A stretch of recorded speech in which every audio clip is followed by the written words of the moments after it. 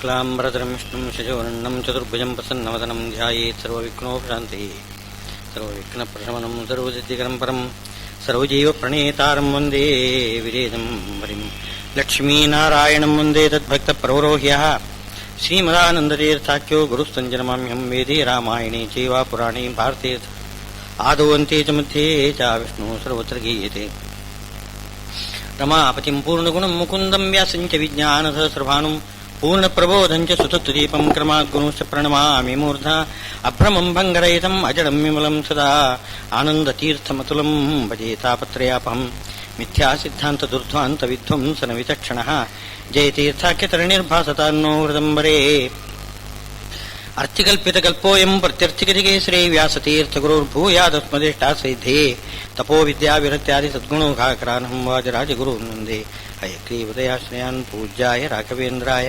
सत्यधर्मरताय च भजतां कल्पवृक्षाय नमतां कामधेनुं धृतराष्ट्रोवाच धर्मक्षेत्रे कुरुक्षेत्रे समवेतायोत्सवः मामकाः पाण्डवाश्चैव किमकुर्वत ಸಂಜಯ. ಶ್ರೀಕೃಷ್ಣ ತಾನು ಕರ್ಮಾಚರಣೆ ಮಾಡಬೇಕಾಗಿಲ್ಲ, ಆದರೂ ಕೂಡ ಕರ್ಮಾಚರಣೆ ಮಾಡ್ತಾ ಇದ್ದೇನೆ, ನಿಷ್ಕಾಮ ಕರ್ಮ ಯಾವ ರೀತಿ ಮಾಡಬೇಕು ಎಂಬುದಾಗಿ ಲೋಕಕ್ಕೆ ತಿಳಿಸುವುದಕ್ಕೋಸ್ಕರ ತಾನು ಮಾಡ್ತಾ ಇದ್ದೇನೆ ಅಂತ ಹೇಳ್ತಿದ್ದಾನೆ. ನಮೇ ಪಾರ್ಥಾಸ್ತಿ ಕರ್ತವ್ಯಂ, ನಿಷ್ಕಾಮ ಕರ್ಮ ಅಂತ ಅನ್ನೋದನ್ನು ಸಮರ್ಥನೆ ಮಾಡ್ತಿದ್ದಾನೆ.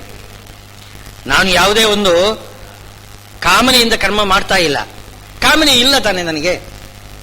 ಈಗ ಉಳಿದವರು ಏನಂತಂದ್ರೆ ಅವರಿಗೆ ಕಾಮನೆ ಇರ್ತದೆ, ಆದರೆ ಕಾಮನೆಯಿಂದ ಕರ್ಮ ಮಾಡಬಾರದು. ಕಾಮನೆ ಬಿಟ್ಟು ಸಂಗಮ್ ತ್ಯಕ್ತ್ವ ಫಲಾನಿಚ ಮಾಡಬೇಕಾಗುತ್ತೆ. ನನಗೆ ಆ ಪ್ರಶ್ನೆನೇ ಇಲ್ಲ, ಕಾಮನೆನೇ ಇಲ್ಲ, ಆದರೂ ಕೂಡ ಕರ್ಮ ಮಾಡ್ತಿದ್ದೇನೆ. ಹಾಗಿದ್ರೆ ಕಾಮನೆ ಇಲ್ಲದೇನೂ ಕರ್ಮ ಮಾಡಲಿಕ್ಕೆ ಬರ್ತದೆ ಅಂತ ಅನ್ನೋದನ್ನು ನಾನು ತೋರಿಸಿಕೊಡ್ತಿದ್ದೇನೆ. ಎಲ್ಲರೂ ಕೂಡ ಕಾಮನೆ ಇಲ್ಲದೇನೆ ಕರ್ಮ ಮಾಡಬೇಕು. ನಮೇ ಪಾರ್ಥಾಸ್ತಿ ಕರ್ತವ್ಯಂ ತ್ರಿಷು ಲೋಕೇಶು ಕಿಂಚನ, ಯಾವ ಒಂದು ಫಲದ ಆಸೆನೂ ಕೂಡ ಇಲ್ಲ. ಪರಮಾತ್ಮನಿಗೆ ಈ ಕೆಲವು ಕರ್ಮ ಅದು ಪ್ರಾಯಶ್ಚಿತ್ತ ಕರ್ಮ ಅಂತ ಮಾಡ್ತಾನೆ ಅಂತ ಹೇಳ್ತಾ ಇದ್ದಾರೆ. ಉದಾಹರಣೆಗೆ ಪರಶುರಾಮ ದೇವರು ಏನ್ ಮಾಡಿದರು? ಕಾರ್ತಿವೀಯಾರ್ಜುನನನ್ನು ಸಂಹಾರ ಮಾಡಿದರು. ರಾಮ ರಾಮ ಮಹಾಬಾಹೋ ಭವಾನ್ ಪಾಪಮಕಾರಶೀತ್. ಜಮದಗ್ನಿ ತನ್ನ ಮಗನಾದ ಪರಶುರಾಮನಿಗೆ ಹೇಳ್ತಕ್ಕಂತಹ ಮಾತು, ಭವಾನ್ ಪಾಪಮಕಾರಶೀತ್, ನೀನು ಪಾಪ ಮಾಡಿದೀಯಾ? ಆ ಪಾಪ ಪ್ರಾಯಶ್ಚಿತ್ತ ಏನಂತೆ? ಜಮದಗ್ನಿ ಹೇಳ್ತಿದ್ದಾರೆ, ನೀವು ಹೋಗಿ ಎಲ್ಲಿ ತೀರ್ಥಯಾತ್ರೆ ಮಾಡಬೇಕಂತೆ, 1 ವರ್ಷ ತೀರ್ಥಯಾತ್ರೆ ಮಾಡಬೇಕು ಅಂತ. ಪರಶುರಾಮ ದೇವರು ಹಾಗೆ 1 ವರ್ಷ ತೀರ್ಥಯಾತ್ರೆ ಮಾಡಿ ಬಂದರು, ಪ್ರಾಯಶ್ಚಿತ್ತ ಕರ್ಮ ಮಾಡಿದರು. ಪ್ರಾಯಶ್ಚಿತ್ತ ಅಂತಂದ್ರೆ ಅದೇನದು? ಪಾಪ ಪರಿಹಾರ ಅಪೇಕ್ಷೆ ಅಲ್ವಾ? ಅದು ಒಂದು ರೀತಿಯಿಂದ ಕಾಮ್ಯಕರ್ಮನೆ. ಪಾಪ ಪರಿಹಾರ, ಅದನ್ನು ನಾವು ಪಾಪ ಪರಿಹಾರವನ್ನು ಕಾಮ್ಯಕರ್ಮ ಅಂತ, ಕಾಮನೆ ಅಂತ ಹೇಳುವುದಿಲ್ಲ. ಯಾವ ರೀತಿ ಜ್ಞಾನ ಭಕ್ತಿ ವೈರಾಗ್ಯ ಬಯಸಿ ನಾವು ಕರ್ಮ ಮಾಡಿದರೆ ಆ ಜ್ಞಾನ ಭಕ್ತಿ ವೈರಾಗ್ಯ ಹರಿಪ್ರೀತಿಯ ಕಾಮನೆ ಅದು ಕಾಮನೆ ಅಂತ ಅನಿಸಿಕೊಳ್ಳುವುದಿಲ್ಲ. ಕಾಮ್ಯ ಕರ್ಮ ಅಂತ ಹೇಳುವಾಗ ಅಲ್ಲಿ ಕಾಮನ ಶಬ್ದಕ್ಕೆ ಅರ್ಥ ಏನು? ನಿಷಿದ್ಧ ಕಾಮನ. ನಿಷಿದ್ಧವಾದ ವಿಷಯದಲ್ಲಿ ಕಾಮನ ಮಾಡಿದರೆ ಅದನ್ನು ಕಾಮನ ಅಂತ ಹೇಳೋದು. ಆ ಕಾಮನೆಯಿಂದ ಕರ್ಮ ಮಾಡಿದರೆ ಅದನ್ನು ಕಾಮ್ಯಕರ್ಮ ಅಂತ ಹೇಳಿ ಹೇಳೋದು. ಶಬ್ದ ಹಾಗೆ. ಆದ್ರಿಂದ ಇದು ಪಾಪ ಪರಿಹಾರ ಮಾಡಿದರೆ ಅದು ದೊಡ್ಡ ಇದಲ್ಲ. ಪಾಪ ಪರಿಹಾರಕ್ಕೋಸ್ಕರ ಪ್ರಾಯಶ್ಚಿತ್ತ ಕರ್ಮ ಮಾಡಿದರೆ ಅದು ಕಾಮ್ಯ ಕರ್ಮ ಅಂತ ಅನಿಸ್ಕೊಳ್ಳೋದಿಲ್ಲ. ಅದನ್ನು ಎಲ್ಲೂ ಕೂಡ ನಿರಾಕರಣೆ ಮಾಡಿಲ್ಲ. ಆದರೆ ಪರಶುರಾಮ ದೇವರಿಗೆ ಪ್ರಾಯಶ್ಚಿತ್ತ ಇದೆಯಾ? ಅವರಿಗೆ ಪಾಪ ಬರ್ತದೇನೋ? ಅದು ಪ್ರಶ್ನೆ ಬರ್ತದೆ. ಕೆಲವರು ಹಾಗೆ ಹೇಳಿದ್ದಿದೆ, ಏನು ಪರಶುರಾಮ ದೇವರು ನಿಜವಾಗಿ ದೇವರಲ್ಲ ಅಂತ. ದೇವರಲ್ಲ, ದೇವರ ಆವೇಶ ಅವರಿಗೆ ಅಂತ ಹೇಳ್ತಾರೆ ಎಷ್ಟೋ ಜನ. ಆವೇಶಾವತಾರ, ಸ್ವರೂಪಾವತಾರಕ್ಕೂ ಆವೇಶಾವತಾರಕ್ಕೂ ವ್ಯತ್ಯಾಸ ಇದೆ. ಆವೇಶಾವತಾರ ಅಂದ್ರೆ ಯಾರೋ ಒಬ್ಬ ಜೀವ, ಆ ಜೀವನಲ್ಲಿ ಪರಮಾತ್ಮನ ಆವೇಶ. ಈಗ ಬಲರಾಮ ದೇವರು ಬಲರಾಮ ದೇವರನ್ನು ಪರಮಾತ್ಮನ ಅವತಾರ ಅಂತ ಹೇಳಿ ಹೇಳುವುದಿದೆ, ಭಾಗವತದಲ್ಲಿ ಎಷ್ಟೋ ಕಡೆ ಬರ್ತದೆ ಪರಮಾತ್ಮನ ಅವತಾರ ಬಲರಾಮ ದೇವರು. ಯಾಕೆ ಆದರೆ ಬಲರಾಮ ದೇವರು ಪರಮಾತ್ಮನ ಸ್ವರೂಪಾವತಾರ ಅಲ್ಲ, ಶೇಡ್ ದೇವರವರು. ಶೇಡ್ ದೇವರಲ್ಲಿ ಪರಮಾತ್ಮನ ಆವೇಶ, ಅದು ಆವೇಶಾವತಾರ. ಲಕ್ಷ್ಮಣ ಹಾಗೇನೆ ಆವೇಶಾವತಾರ. ರಾಮ ಲಕ್ಷ್ಮಣ ಭರತ ಶತ್ರುಘ್ನ ಇದ್ದಾರಲ್ಲ, ಲಕ್ಷ್ಮಣ ಭರತ ಶತ್ರುಘ್ನರು 3 ಮಂದಿ ಕೂಡ ಪರಮಾತ್ಮನೇ ಅವತಾರ ಅಂತ ರಾಮಾಯಣದಲ್ಲಿ ಹೇಳ್ತಿದ್ದಾರೆ. ಪರಮಾತ್ಮನೇ 4 ರೂಪದಿಂದ ಅವತಾರ ಮಾಡಿದ. ರಾಮ ಲಕ್ಷ್ಮಣ ಭರತ ಶತ್ರುಘ್ನ ಹೀಗೆ 4 ರೂಪದಿಂದ ಅವತಾರ ಮಾಡಿದ್ದಾನೆ ಅಂತ ಹೇಳ್ತಿದ್ದಾರೆ. 4 ರೂಪ ಹೇಗೆ? ಅಲ್ಲಿ ರಾಮನೇ ನಿಜವಾಗಿಯೂ ಕೂಡ ಪರಮಾತ್ಮನ ರೂಪ, ಉಳಿದವರು ಆವೇಶಾವತಾರ. ಹಾಗೆ ಪರಶುರಾಮ ದೇವರು ಕೂಡ ಆವೇಶಾವತಾರ ಅಂತ ಇವರು ಹೇಳ್ತಾರೆ ವಿಶಿಷ್ಟಾದ್ವೈತಿಗಳು, ರಾಮಾಂಜಿಯರು. ಪರಶುರಾಮ ದೇವರನ್ನು ಪರಶುರಾಮ, ಕಪಿಲ, ದತ್ತಾತ್ರೇಯ ಮುಂತಾದವರನ್ನೆಲ್ಲ ಅವರು ಆವೇಶಾವತಾರ ಅಂತ ಮಾಡಿಬಿಟ್ಟಿದ್ದಾರೆ. ನಾವು ಸ್ವರೂಪಾವತಾರ ಅಂತ ಹೇಳ್ತಿದ್ದೇವೆ. ಸಾಕ್ಷಾತ್ ಏನು ಪರಶುರಾಮ ದೇವರು ಅಂತಂದ್ರೆ ಅಗ್ನಿಂತರ್ಗತ. ಪರಶುರಾಮ ದೇವರು ಎಲ್ಲ ಸಂಪತ್ತನ್ನು ಕೊಡ್ತಕ್ಕಂಥವ್ರು. ಅವರು ಯಾರು? ಎಲ್ಲ ಅಗ್ನಿ ಕರ್ಮ ಏನಿದೆ, ಯಜ್ಞ ಕರ್ಮ, ಯಜ್ಞ ಪುರುಷ ಯಾರು ಅಂದ್ರೆ ಪರಶುರಾಮ ದೇವರು, ಸಾಕ್ಷಾತ್ ಪರಮಾತ್ಮನ ಅವತಾರ. ಆದರೆ ಅವರು ಹಾಗೆ ಹೇಳ್ತಾ ಇಲ್ಲ. ಪರಶುರಾಮ ದೇವರು ಆವೇಶ, ಒಬ್ಬ ಜೀವ. ಯಾವ ಜೀವ ಅಂತೇಳಿ ಹೇಳಿಲ್ಲ ಅವರು, ಅಂತೂ ಜೀವನಲ್ಲಿ ಆವೇಶ ಅಂತ ಹೇಳ್ತಿದ್ದಾರೆ. ಅದೇ ಶ್ರೀರಾಮಚಂದ್ರ, ಅವನು ಪ್ರಾಯಶ್ಚಿತ್ತ ಮಾಡಿದ್ದಾನೆ. ಏನ್ ಪ್ರಾಯಶ್ಚಿತ್ತ ಮಾಡಿದ್ದಾನೆ ಅಂತಂದ್ರೆ, ಲಂಕೆಯಲ್ಲಿ ರಾವಣನನ್ನು ಕೊಂದ ಮೇಲೆ ಬ್ರಹ್ಮಹತ್ಯ ಬಂತು. ಬ್ರಹ್ಮಹತ್ಯ ಪಾಪ ಪರಿಹಾರ. ಪರಶುರಾಮ ದೇವರು ಕೊಂದಿದ್ದು ಒಬ್ಬ ರಾಜನನ್ನು.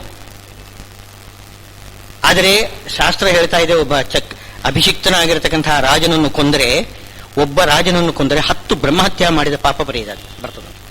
ಒಬ್ಬ ರಾಜನನ್ನು ಕೊಂದರೆ, ಅವನು ಕ್ಷತ್ರಿಯ, ಅವನನ್ನು ಕೊಂದರೆ ಮಾತ್ರ 10 ಬ್ರಹ್ಮಹತ್ಯ ಪಾಪ ಬರ್ತದೆ ಅಂತ. ಅದಕ್ಕೋಸ್ಕರ ಪರಶುರಾಮ ದೇವರು ತೀರ್ಥಯಾತ್ರೆ ಮಾಡಿ ಅದನ್ನು ಪರಿಹಾರ ಮಾಡಿಕೊಂಡ್ರು. ಶ್ರೀರಾಮಚಂದ್ರ ರಾವಣನನ್ನು ಕೊಂದು, ರಾವಣ ಬ್ರಾಹ್ಮಣ ತಾನೆ, ವಿಶ್ರವಸನ ಮಗ, ವಿಶ್ರವಸ ಮುನಿ ಅವನ ಮಗ, ಅವನು ಬ್ರಾಹ್ಮಣ ಸಂಸ್ಕಾರ ಇದೆ, ಅಧ್ಯಯನ ಮಾಡ್ತಾನೆ, ಯಾಗ ಇತ್ಯಾದಿಗಳೆಲ್ಲ ಮಾಡ್ತಿದ್ದಾನೆ. ಆದರೆ ಅದು ಜಾತಿ ರಾಕ್ಷಸ ಜಾತಿ ಅಷ್ಟೇ. ಮನುಷ್ಯ ಜಾತಿಯಲ್ಲಿ ಹುಟ್ಟಬೇಕು ಅಂತೇನಿಲ್ಲ, ಬ್ರಾಹ್ಮಣನಾಗಬೇಕು ಅಂತೇನಿಲ್ಲ. ಆಗ್ಬೇಕಾಗಿದ್ರೆ ಅವನು ರಾಕ್ಷಸ ಜಾತಿಯಲ್ಲಿ ಹುಟ್ಟಿದ್ರು ಬ್ರಾಹ್ಮಣನಾಗಬಹುದು. ಇಲ್ಲಿ ಬ್ರಾಹ್ಮಣನಾಗಿದ್ದಾನೆ ರಾವಣ, ಅವನು ಕೊಂದಿದ್ದರಿಂದ ಪಾಪ ಬಂತು. ಅದಕ್ಕೋಸ್ಕರ ಪರಿಹಾರ ಏನ್ ಮಾಡಿದ್ರು? ರಾಮೇಶ್ವರ ಲಿಂಗ ಪ್ರತಿಷ್ಠಾ ರಾಮದೇವರು ಮಾಡಿದರು ಅಂತ ಹೇಳ್ತಾರೆ. ಇದು ಪುರಾಣಗಳಲ್ಲಿ ಇದೆ.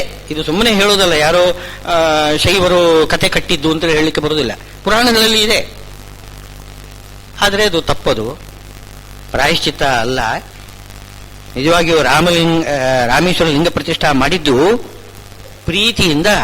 ತಾತ ತನ್ನ ಮೊಮ್ಮಗನನ್ನು ಒಂದು ಕಡೆ ಕೂಡಿಸಿ ಅವನಿಗೆ ಪೂಜಾ ಮಾಡಿ ಸಂತೋಷ ಪಟ್ಟಿದ್ದಾನೆ ಅಷ್ಟೇ. ಲೋಕದಲ್ಲಿಯೂ ಕೂಡ ಹಾಗೇನೆ ನಾವು ನಮ್ಮ ಪ್ರೀತಿಯ ಮೊಮ್ಮಕ್ಕಳನ್ನು ಚೆನ್ನಾಗಿ ಅಲಂಕಾರ ಮಾಡಿ ಅವರನ್ನು ನಾವು ಸಂತೋಷ ಪಡ್ತೇವೆ, ಅವರನ್ನು ಪೂಜೆ ಮಾಡಿ.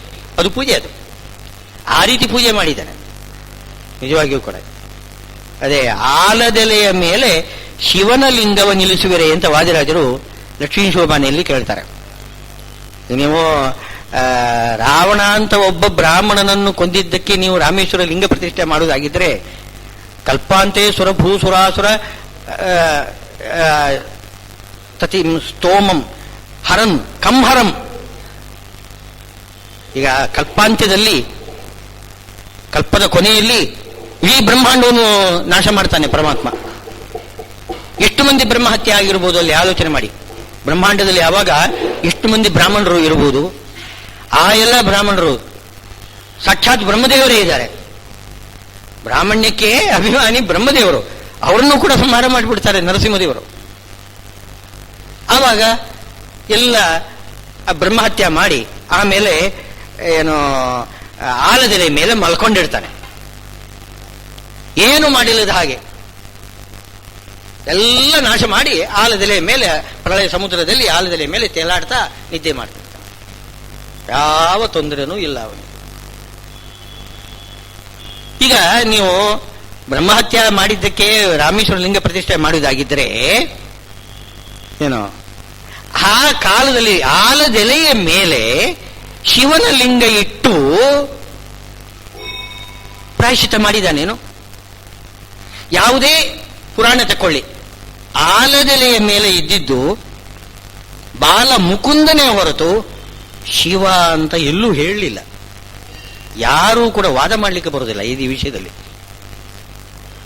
ಯಾವುದೇ ಪುರಾಣ, ಶಿವಪುರಾಣ ತೆಗೆದು ನೋಡಿದರೂ ಕೂಡ ಆಲದೆಲೆ ಮೇಲೆ ಇದ್ದಿದ್ದು ಮುಕುಂದ, ಬಾಲ ಮುಕುಂದ ಶ್ರೀಹರಿ ಹೊರತು ಶಿವಲಿಂಗ ಇತ್ತು ಅಂತ ಯಾರೂ ಹೇಳುವುದಿಲ್ಲ. ಶಿವ ಇದ್ದ ಅಥವಾ ಶಿವಲಿಂಗ ಇತ್ತು ಯಾರೂ ಹೇಳುವುದಿಲ್ಲ. ಆದ್ರಿಂದ ಅವರು ಏನು ಶ್ರೀರಾಮಚಂದ್ರ ಪ್ರಾಯಶ್ಚಿತ್ತ ಕರ್ಮ ಮಾಡಿದ್ದಲ್ಲ. ಅದು ಒಂದು ವೇಳೆ ರಾಮ ಪ್ರಾಯಶ್ಚಿತ್ತ ಮಾಡಿದ್ದಾನೆ ಅಂತ ಹೇಳಿದರೂ ಕೂಡ ಇವರು ಕೆಲವರು ರಾಮನನ್ನು ಕೂಡ ಪೂರ್ತಿ ಪರಮಾತ್ಮ ಅಂತ ಅಂಗೀಕಾರ ಮಾಡೋದಿಲ್ಲ. ಕೆಲವರು ಇದ್ದಾರೆ ಹಾಗೆ. ಉದಾಹರಣೆಗೆ ಇಸ್ಕಾನ್ನವರು ಬಲರಾಮನನ್ನು ಬೇಕಾದ್ರೆ ಪರಮಾತ್ಮನ ಅವತಾರ ಅಂತ ಹೇಳ್ತಾರೆ, ರಾಮನನ್ನು ಹೇಳೋದಿಲ್ಲ. ರಾಮನನ್ನು ಹೇಳಿದರೂ ಕೂಡ ಏನು ಹೇಳ್ತಾರೆ? ಅಂಶಾವತಾರ ಅಂತ ಹೇಳ್ತಾರೆ. ಆವೇಶಾವತಾರ ಇಲ್ಲದೆ ಹೋದ್ರು ಅಂಶಾವತಾರ, ಒಂದು ಪರಮಾತ್ಮನ ಒಂದು ಅಂಶ. ಭಾಗವತದಲ್ಲಿ ಒಂದು ವಾಕ್ಯ ಅವರಿಗೆ ಸಿಕ್ಕಿತು, ಏತೇ ಸ್ವಾಂಶಕಲಾ ಪುಂಸಃ ಕೃಷ್ಣಸ್ತು ಭಗವಾನ್ ಸ್ವಯಂ ಅಂತ. ಇವರೆಲ್ಲ ಅಂಶಗಳು, ಕೃಷ್ಣ ಮಾತ್ರ ಮೂಲರೂಪಿ ಭಗವಂತ. ಅಂದ್ರೆ ಬಲರಾಮನು ಅಂಶ, ರಾಮನು ಅಂಶ, ಎಲ್ಲರೂ ಅಂಶಾವತಾರಗಳು. ಅವರು ಬೇಕಾದರೆ ಮಾಡಬಹುದು ಕರ್ಮಗಳನ್ನು, ಕಾಮ್ಯಕರ್ಮ ಎಲ್ಲ ಪ್ರಾಯಶ್ಚಿತ್ತ ಇತ್ಯಾದಿಗಳೆಲ್ಲ ಮಾಡಬಹುದು. ಕೃಷ್ಣ ಮಾಡಲಿಲ್ಲ ಅಂತ ಅನ್ಬೇಕು. ಇಲ್ಲ, ಕೃಷ್ಣನೇ ಹೇಳ್ತಾ ಇದ್ದಾನೆ, ನಾನು ಕರ್ಮ ಮಾಡ್ತೇನೆ ಹೇಳ್ತಿದ್ದಾನೆ ಭಗವಂತ. ಏನೋ ವರ್ತಯೇವಚ ಕರ್ಮಣಿ, ನಾನು ಕರ್ಮ ಮಾಡ್ತಾನೆ ಇರ್ತೇನೆ. ಕೃಷ್ಣನೇ ಹೇಳ್ತಾ ಇದ್ದಾನೆ. ಕೃಷ್ಣಸ್ತು ಭಗವಾನ್ ಸ್ವಯಂ ಅಂತ ಅವರೇ ಅಂಗೀಕಾರ ಮಾಡಿದ್ದಾರೆ.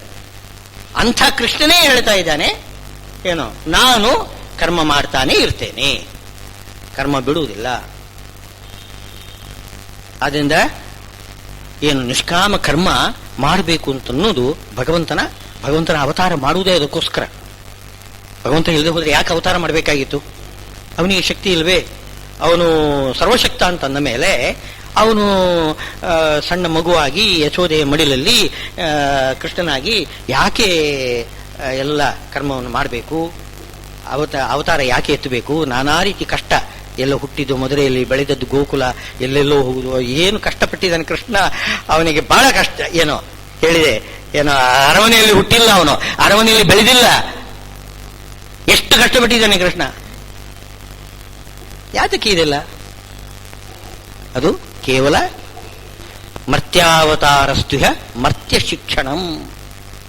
ಅವತಾರ ಎತ್ತುವುದೇ ನಾವು ಯಾವ ರೀತಿ ನಡೆಯಬೇಕು ಅಂತನ್ನೋದನ್ನು ತೋರಿಸುವುದಕ್ಕೋಸ್ಕರ ಭಗವಂತ ನಮ್ಮ ಜೊತೆ ನಮ್ಮವನಾಗಿ ಅವನು ನಮ್ಮ ಮುಂದೆ ಕಾಣಿಸ್ತಾನೆ. ಪ್ರತ್ಯೇಕವಾಗಿ ಅವನು ಸಹಸ್ರಶೇಷ ಪುರುಷ, ಸಹಸ್ರಾಕ್ಷ, ಸಹಸ್ರಪಾತ್ ಇಂಥ ಭಗವಂತನನ್ನು ನೋಡಿದರೆ ನಮಗೆ ಏನು ಏನು ಆದರ್ಶ ನಾವು ಅನುಸರಣೆ ಮಾಡ್ಲಿಕ್ಕೆ ಬರ್ತದೆ? ಅವನು ಮಾಡಿದ್ದನ್ನೆಲ್ಲ ಮಾಡ್ಲಿಕ್ಕೆ ಬರ್ತದೇನು? ಸಹಸ್ರಶೇಷ ಪುರುಷ, 1000 ತಲೆಯವನು, 1000 ಕೈಕಾಲು ಉಳಿತಕ್ಕಂಥವನು, ಅಂಥ ಬ್ರಹ್ಮಾಂಡ ವ್ಯಾಪಿಯಾದ ಆ ರೂಪದಿಂದ ಬಂದರೆ ಅವನಿಂದ ನಾವು ಏನು ಕಲಿತಕ್ಕಂಥದ್ದೇನಿಲ್ಲ, ಅವನಲ್ಲಿ ನಾವು ಏನು ಕಲೀಲಿಕ್ಕಿಲ್ಲ. ನಮ್ಮ ಹಾಗೆ ಮನುಷ್ಯನಾಗಿ ಅವತಾರ ಮಾಡಿದರೆ ಅವನು ಏನು ಮಾಡ್ತಿದ್ದಾನೆ ಅದನ್ನು ನಾವು ಕಲಿತುಕೊಳ್ತೇವೆ. ಅದೇ ಹೇಳಿದ್ರಲ್ಲ, ಸಯತ್ ಪ್ರಮಾಣಂ ಕುರುತೆ ಲೋಕಸ್ತದನು ವರ್ತತೆ. ನಾನು ಅದಕ್ಕೋಸ್ಕರನೇ ಅವತಾರ ಮಾಡಿ ನಾನು ಏನು ಮಾಡ್ತಿದ್ದೇನೆ ಅದನ್ನೆಲ್ಲ ಲೋಕ ನೋಡ್ತಾನೆ ಇರ್ತದೆ, ಒಬ್ಸರ್ವ್ ಮಾಡ್ತಾರೆ ಚೆನ್ನಾಗಿ. ಏನು ಮಾಡ್ತಿದ್ದಾನೆ, ಯಾವ ಕಾಲದಲ್ಲಿ ಏನು ಮಾಡ್ತಿದ್ದಾನೆ, ಯಾವ ಕರ್ಮ ಮಾಡ್ತಿದ್ದಾನೆ, ಹೇಗೆ ಮಾಡ್ತಿದ್ದಾನೆ, ಅದನ್ನೆಲ್ಲ ನೋಡಿ ಕಲಿತುಕೊಳ್ತಾರೆ ಇದನ್ನು. ಅದಕ್ಕೋಸ್ಕರ ಅವತಾರ ಮಾಡ್ತಿದ್ದಾನೆ. ಆದ್ದರಿಂದ ನಾನವಾಪ್ತಂ ಅವಾಪ್ತವ್ಯಂ ವರ್ತಯೇವಚ ಕರ್ಮಣಿ ಯದಿಹ್ಯಹಂ ನವರ್ತೇಯಂ. ಅವತಾರ ಮಾಡಿದ ಮೇಲೆ ನಾನು ಏನು ಸಾಮಾನ್ಯ ಮನುಷ್ಯ ಅಲ್ಲ, ನಾನು ಭಗವಂತ, ನಾನು ಏನಾದರೂ ಮಾಡ್ತೇನೆ ಅಂದುಕೊಂಡು ಅವನು ಕರ್ಮ ಮಾಡದೇ ಹೋದ್ರೆ ಮಾಡ್ಲಿಕ್ಕೆ ಸಾಧ್ಯ ಇದೆ. ಕೆಲವು ಅದ್ಭುತಗಳನ್ನೆಲ್ಲ ತೋರಿಸಿಕೊಟ್ಟಿದ್ದೇನೆ. ಕೆಲವು ಶ್ರೀರಾಮಚಂದ್ರ, ನಾನು ಆತ್ಮಾನಂ ಮಾನುಷಂ ಮನ್ಯೆ ಅಂತ ಶ್ರೀರಾಮಚಂದ್ರ ಹೇಳ್ತಾನೆ. ನಾನು ಮನುಷ್ಯ ಅಂತ. ಹಾಗೆ ಹೇಳಿದರೂ ಕೂಡ ಅವನು ಮಾಡಿದ ಅದ್ಭುತವಾದ ಕೆಲಸ, ಸಮುದ್ರದ ಮೇಲೆ ಸೇತುವೆ ಕಟ್ಟುವುದು ಏನು ಸಾಮಾನ್ಯ ಕೆಲಸವೇ? ಕಪಿಗಳಿಂದ ಕಲ್ಲನ್ನು ಹಾಕಿಸುವುದಂತೆ, ಕಲ್ಲು ಬಂಡೆಗಳನ್ನು ಹಾಕಿಸಿ ಸಮುದ್ರದಲ್ಲಿ ಸೇತುವೆ ಕಟ್ಟುವುದು ಏನು ಇದು? ಅಸಾಧ್ಯವೇ ಇದು. ಮಾಡಿದ್ದಾನೆ, ಅಂತಹ ಅದ್ಭುತವಾದ ಕೆಲಸವನ್ನು ಮಾಡ್ತಾನೆ. ಏನು ಮಾಡಿದರೂ ಕೂಡ ಕರ್ಮಾಚರಣೆ ಮಾತ್ರ ಬಿಡುವುದಿಲ್ಲ. ಕರ್ಮಾಚರಣೆ ಮಾಡಿ ಈ ಥರ ಮಾಡಿ ಅಂತ ತೋರಿಸ್ತಾರೆ. ಯದಿಹ್ಯಹಂ ನವರ್ತೇಯಂ ಜಾತು ಕರ್ಮಣಿ ಅತಂದ್ರಿತ ಮಮ ವರ್ತನ ಅನುವರ್ತಂತೆ ಮನುಷ್ಯಾ ಪಾರ್ಥ ಸರ್ವಶಃ. ನನ್ನ ಒಂದು ಉದಾಹರಣೆ ನೋಡಿಬಿಟ್ಟು ರಾಮ ಏನು ಮಾಡಿದ್ದಾನೆ, ಕೃಷ್ಣ ಏನು ಮಾಡಿದ್ದಾನೆ, ನಾವು ಕೂಡ ಅದನ್ನೇ ಮಾಡ್ತೇವೆ ಎಂತ ಜನ ಏನು ಮಾಡ್ತಾರೆ? ನಿಷ್ಕರ್ಮಿಗಳಾಗ್ತಾರೆ, ಕರ್ಮವನ್ನೆಲ್ಲ ಬಿಟ್ಟು ಬಿಡ್ತಾರೆ. ಅದಕ್ಕೋಸ್ಕರ ನಾನು ಕರ್ಮಾಚರಣೆ ಮಾಡ್ತಾ ಇದ್ದೇನೆ. ಉತ್ಸೀದೇಯುರಿಮೇ ಲೋಕ, ಲೋಕ ಎಲ್ಲ ಹಾಳಾಗಿ ಬಿಡ್ತದೆ. ನಾನೇನು ಕರ್ಮಾಚರಣೆ ಮಾಡಿಲ್ಲ ಅಂತಂದ್ರೆ ನಾವು ಕೂಡ ಕರ್ಮಾಚರಣೆ ಮಾಡುವುದು ಬೇಡ ಅಂತದ್ದುಕೊಂಡು ಜನ ಏನಾಗ್ತದೆ, ಎಲ್ಲ ಮನುಷ್ಯ ಜಾತಿಯೇ ನಾಶವಾಗಿ ಬಿಡುತ್ತದೆ. ಧರ್ಮ ಭ್ರಷ್ಟವಾಗ್ತದೆ. ಧಾರಕ ಯಾವುದು? ಧರ್ಮ. ಧರ್ಮ ಒಂದು ಇಲ್ಲದೆ ಹೋದರೆ ಉಳಿಯುವುದೇ ಇಲ್ಲ, ಎಲ್ಲ ಸರ್ವನಾಶ ಆಗಿಬಿಡ್ತದೆ. ಏನು ಅಧರ್ಮಿಗಳು ಬೇಕಾದಷ್ಟು ಹೇಳ್ಬೋದು, ನಾಸ್ತಿಕರು ಬೇಕಾದಷ್ಟು ಹೇಳ್ಬೋದು, ಏನು ದೇವರು ಅಂತ ಎಲ್ಲ ಮೂಢನಂಬಿಕೆ ಇದೆಲ್ಲ ಅಂತ ಬೇಕಾದಷ್ಟು ಜನ ಹೇಳ್ಬೋದು, ವಾದ ಮಾಡ್ಬೋದು. ಎಷ್ಟು ವಾದ ಮಾಡಿದರೂ ಕೂಡ ವಾದ ಮಾಡುವವರಲ್ಲೇನೆ ಹೃದಯದೊಳಗೆ ಅಲ್ಲಿ ಒಂದು ಸ್ವಲ್ಪ ಆಸ್ತಿಕತೆ ಇದೆ. ವಂಚನೆ ಮಾಡ್ತಾರೆ, ಒಳಗಡೆ ನಂಬಿಕೆ ಇರ್ತದೆ, ಹೊರಗಡೆ ಏನೋ ಒಂದು ನಾಸ್ತಿಕ್ಯದ ಒಂದು ಸೋಗ ಹಾಕ್ಕೊಂಡು ಏನೋ ತಾವೆಲ್ಲ ಪ್ರಜ್ಞಾವಂತರು ಬುದ್ಧಿವಂತರು ಹಾಗೆ ಹೀಗೆ ಅಂತ ಹೇಳಿಸಿಕೊಳ್ಳಿಕ್ಕೋಸ್ಕರ ಏನೋ ವಾದ ಮಾಡ್ತಾರೆ. ನಿಜವಾಗಿಯೂ ಒಳಗಡೆ ಪರಮಾತ್ಮ ಇದ್ದಾನೆ ಅಂತನ್ನತಕ್ಕಂಥ ಒಂದು ಅನುಭವ ಅವರಿಗಿದೆ. ಆದ್ರಿಂದ ಲೋಕ ಉಳಿದಿದೆ. ಇಲ್ಲದೆ ಹೋದರೆ ಲೋಕ ಯಾವತ್ತೂ ನಾಶ ಆಗ್ತಾ ಇತ್ತು. ಉತ್ಸೀದೇಯುರಿಮೇ ಲೋಕಾಹ ನಕುರಿಯಾಂ ಕರ್ಮಚೇದಹಂ. ನಾನೇನಾದರೂ ಕರ್ಮಾಚರಣೆ ಮಾಡಿ ತೋರಿಸದೆ ಹೋದರೆ, ಆ ಕರ್ಮವನ್ನು ಸರಿಯಾಗಿ ಮಾಡದೆ ಹೋದರೆ ಲೋಕ ನಾಶಾದೀತು. ಸಂಕರಸ್ಯ ಚ ಕರ್ತಾಹಂ ಕರ್ತಾಸ್ಯಾಂ. ಸಂಕರ ಜಾತಿ ಸಂಕರ ಆಗಿಬಿಡ್ತದೆ ಅಂತ ಹೇಳ್ತಾರೆ. ಅದು ಈಗಿನ ಕಾಲದಲ್ಲಿ ಅದಕ್ಕೆ ಹೆಚ್ಚು ಬೆಲೆ ಕೊಡೋದಿಲ್ಲ. ಜಾತಿ ಸಂಕರ ಆಗಲಿ ಅಂತ ಅಂದ್ಬಿಡ್ತಾರೆ. ಅದು ಹಿಂದಿನ ಕಾಲ ಏನು ವರ್ಣಾಶ್ರಮ ಧರ್ಮ ಅಂತಂದ್ರೆ ಅಷ್ಟು ಕಟ್ಟುನಿಟ್ಟು. ರಾಜ ಅಂತ ಇದ್ದಾನಲ್ಲ, ರಾಜ ಅಂತ ಒಬ್ಬ, ಯಾತಕ್ಕೋಸ್ಕರ ಅವನ ಮುಖ್ಯ ಕರ್ತವ್ಯ ಏನು ಅಂತಂದ್ರೆ ಧರ್ಮ ಪರಿಪಾಲನೆ ಮಾಡೋದು. ಈಗಿನ ಸರ್ಕಾರದ ಮುಖ್ಯ ಧೋರಣೆ ಸೆಕ್ಯುಲರಿಸಂ, ಧರ್ಮಕ್ಕೆ ವಿರೋಧ ಮಾಡೋದು. ಎಷ್ಟು ವ್ಯತ್ಯಾಸ ಇದೆ. ಸೆಕ್ಯುಲರಿಸಂ ಇವಾಗ ಸೆಕ್ಯುಲರ್ ಸ್ಟೇಟ್ ಅನ್ನೋದು. ಧರ್ಮ ಬೇಡ, ಧರ್ಮ ನಿರಪೇಕ್ಷ. ಹಿಂದಿನ ಕಾಲದ ರಾಜರು ಅಂತಂದ್ರೆ ವರ್ಣಾಶ್ರಮ ಧರ್ಮ ಪರಿಪಾಲನೆಗೋಸ್ಕರನೇ ಅವರು ಸಿಂಹಾಸನದಲ್ಲಿ ಕೂಡ್ತಾ ಇದ್ರು. ಅವರ ಮುಖ್ಯ ಉದ್ದೇಶ ಅದು. ಎಲ್ಲರೂ ಕೂಡ ಅವರವರು ವರ್ಣ ಮತ್ತು ಆಶ್ರಮಕ್ಕೆ ಸಂಬಂಧಪಟ್ಟ ಕೆಲಸ ಯಾರಾದರೂ ಸ್ವಲ್ಪ ಏನಾದರೂ ವ್ಯತ್ಯಾಸ ಮಾಡಿದ್ರು ಅಂತಂದ್ರೆ ತಕ್ಷಣ ಅವನನ್ನು ಸಂಹಾರ ಮಾಡ್ತಾ ಇದ್ರು, ಅಷ್ಟು ದಂಡನೆ ಮಾಡ್ತಾ ಇದ್ರು. ಸಂಕರಸ್ಯ ಕರ್ತಾಹಂ ಕರ್ತಾಸ್ಯಾಂ. ನಾನು ಜಾತಿ ಸಂಕರ ಮಾಡ್ತಕ್ಕಂತಹ ಒಂದು ದೊಡ್ಡ ಅಪರಾಧ ಮಾಡಿದಾಗ ಆಗ್ತದೆ. ನಾನೇ ಇತರರಿಗೆ ಹೇಳುವುದು ಸಂಕರ ಮಾಡಬೇಡಿ ಅಂತ, ನಾನೇ ಸಂಕರ ಮಾಡಿಕೊಟ್ಟಾಗ ಆಗ್ಬಿಡ್ತದೆ. ಜಾತಿ ಸಾಂಕರ್ಯ ಉಂಟು ಮಾಡುವ ಹಾಗೆ ಆಗ್ತದೆ. ಜಾತಿ ಸಾಂಕರ್ಯ ಅಂದ್ರೇನು? ಬ್ರಾಹ್ಮಣನ ಕರ್ಮ ಮಾಡಿಲ್ಲ, ಕ್ಷತ್ರಿಯ ಕರ್ಮವನ್ನು ಮಾಡುವುದಿಲ್ಲ, ಅವರವರ ಕರ್ಮ ಮಾಡುವುದಿಲ್ಲ ಅಂದ್ರೆ ಎಲ್ಲರೂ ಒಂದೇ ಜಾತಿ ಆಗೋಯ್ತು. ಸಾಂಕರ್ಯ ಬಂದ್ಬಿಡ್ತಾವಾಗ. ಮನುಷ್ಯ ಜಾತಿ ಒಂದೇ, ಯಾವ ಜಾತಿನೂ ಇಲ್ಲ, ಮನುಷ್ಯ ಜಾತಿ ಒಂದೇ. ಹಾಗೇನೆ ಹೇಳ್ತಾರೆ ಇವಾಗಲೂ ಅಷ್ಟೇ, ಮನುಷ್ಯ ಜಾತಿ ಒಂದೇ ಸಾಕು ಅಂತ. ಆದರೆ ಇದರ ಫಲ ಅನುಭವಿಸ್ತಾರೆ ಕೊನೆಗೆ. ಹಾಗೆ ಆಗ್ತದೆ. ಇದರ ಫಲ ಏನು? ಅವ್ಯವಸ್ಥೆ, ಅರಾಜಕತೆ, ಅಶಾಂತಿ ಹಾಗೇ ಆಗ್ತದೆ. ಕೊನೆಗೂ ಅದು ಏನಾಗ್ತದೆ? ರಾತ್ರಿ ಹೋಗಿ ಹಗಲಾಗ್ತದೆ, ಹಗಲು ಹೋಗಿ ರಾತ್ರಿ ಆಗ್ತದೆ. ಹಾಗೆ ಅದು ಪುನಃ ಅದು ಏನು ಹೇಳ್ತಾರೆ, ಹಿಸ್ಟ್ರಿ ರಿಪೀಟ್ಸ್. ಪುನಃ ಅದು ಆಗಲೇಬೇಕು, ವ್ಯತ್ಯಾಸ ಆಗಲೇಬೇಕು. ಒಂದು ಸಮಯ ಯಾರಾದರೂ ಬಂದು ಉಪದೇಶ ಮಾಡಿ ಆಮೇಲೆ ಪುನಃ ಜಾತಿ ಬೇಕು ಅಂತ ಹೇಳ್ತಾರೆ. ವರ್ಣಾಶ್ರಮ ಧರ್ಮ ಅನಾದಿ ಸನಾತನ ಧರ್ಮ. ಅದು ಸ್ವಲ್ಪ ಕಾಲ ಮರೆಯಾಗಬಹುದು. ಮರೆಯಾಯಿತು ಅಂತ ಅಂದ್ಕೊಂಡು ನಾವೇನು ಭಯ ಪಡಬೇಕಾಗಿಲ್ಲ. ಆಯಾಯ ಕಾಲದಲ್ಲಿ ಯಾರು ಉದ್ಧಾರ ಮಾಡಲಿಕ್ಕೆ ಅವರು ಬರ್ತಾರೆ, ಜನ ಬಂದೇ ಬರ್ತಾರೆ. ಅದು ಯಾವತ್ತೂ ಕೂಡ ನಾಶ ಆಗುವುದಿಲ್ಲ. ಯಾಕೆಂದ್ರೆ ಅದು ಸ್ವಾಭಾವಿಕವಾಗಿದೆ ಒಳಗಡೆ. ಇದು ನಾವು ಕಲ್ಪನೆ ಮಾಡಿದ್ದಲ್ಲ, ಸೃಷ್ಟಿ ಮಾಡಿದ್ದಲ್ಲ. ಇವರೇ ನೀವು ಬ್ರಾಹ್ಮಣ ಧರ್ಮ ಅನುಸರಿಸಬೇಕು, ನೀವು ಬ್ರಾಹ್ಮಣರು, ಇವರು ಕ್ಷತ್ರಿಯ ಧರ್ಮ ಅನುಸರಿಸಬೇಕು ಅಂತ ಹೀಗೆ ಯಾರು ಆರ್ಡರ್ ಮಾಡಿಲ್ಲ, ಮಾಡಲಿಕ್ಕೆ ಸಾಧ್ಯವೇ ಇಲ್ಲ. ಅವರವರ ಸ್ವಭಾವದಲ್ಲೇನೇ ಇದೆ ಅದು. ಒಬ್ಬೊಬ್ಬರ ಸ್ವಭಾವ ಏನು?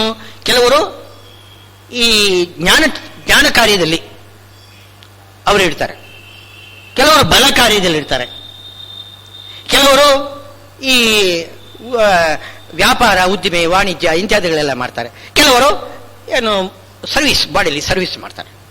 ಅದು ನಾಲ್ಕು ಸ್ವಭಾವ ನೀವು ಅಳಿಸಲಿಕ್ಕೆ ಬರುವುದಿಲ್ಲ. ಯಾರು ಜ್ಞಾನ ಕಾರ್ಯದಲ್ಲಿ ಇರ್ತಾರೆ ಅವರು ಬ್ರಾಹ್ಮಣರು. ಅವ್ರ ಬ್ರಾಹ್ಮಣ ಕರ್ಮ ಮಾಡದೇ ಇರುವುದು, ವಾಸ್ತವವಾಗಿ ಅವರ ಸ್ವರೂಪದಲ್ಲಿ ಅವರು ಬ್ರಾಹ್ಮಣರು. ಅವರಿಗೆ ಅದರಲ್ಲೇ ಒಲವು, ಜ್ಞಾನ ಕಾರ್ಯದಲ್ಲೇ ಒಲವು. ಬಲ ಕಾರ್ಯ, ಯುದ್ಧ ಮಾಡೋದು, ಪೊಲೀಸರಾಗೋದು, ಇದು ಮಾಡಿ ಎಲ್ಲರೂ ಕೂಡ ಮಿಲಿಟರಿಗೆ ಎಲ್ಲರೂ ಕೂಡ ಸೇರ್ತಾರೇನೋ? ಎಲ್ಲರೂ ಸೇರೋದಿಲ್ಲ. ಅದು ಯಾರು ಅಲ್ಲಿ ಹೋರಾಡ್ತಕ್ಕಂಥವ್ರು ಇದ್ದಾರೆ ಆ ಸ್ವಭಾವದವರು ಅಲ್ಲಿಗೆ ಹೋಗ್ತಾರೆ. ಉಳಿದವರನ್ನು ನೀವು ಬನ್ನಿ ಅಂತಂದ್ರೆ ಮಿಲಿಟರಿಗೆ ಬರ್ಲಿಕ್ಕೆ ಯಾರು ತಯಾರಿಲ್ಲ. ಅದು ಅವರವರ ಒಂದು ಸ್ವಭಾವ. ಒಳಗಡೆ ಸ್ವಲ್ಪ ವ್ಯತ್ಯಾಸಗಳು ಬರಬಹುದು. ಶಾಸ್ತ್ರದ ಪ್ರಕಾರನೂ ಕೂಡ ಯೋಗ್ಯತೆಯಲ್ಲಿ ಬ್ರಾಹ್ಮಣರಾಗಿರತಕ್ಕಂಥವನು ಯಾವುದೇ ಒಂದು ಪಾಪದಿಂದ ಅವನು ಶೂದ್ರನೋ ಅಥವಾ ಕ್ಷತ್ರಿಯನೋ ಆಗಿ ಹುಟ್ಟಬಹುದು. ಯಾವುದೋ ಯೋಗ್ಯತೆಯಲ್ಲಿ ಕ್ಷತ್ರಿಯನಾಗಿರ್ತಕ್ಕಂಥ ಯಾವುದೋ ಪುಣ್ಯದಿಂದ ಬಲದಿಂದ ಬ್ರಾಹ್ಮಣನಾಗಿ ಹುಟ್ಟಬಹುದು. ಬಹಳ ಇಂಥದ್ದು ಕೆಲವು ಅಪವಾದ.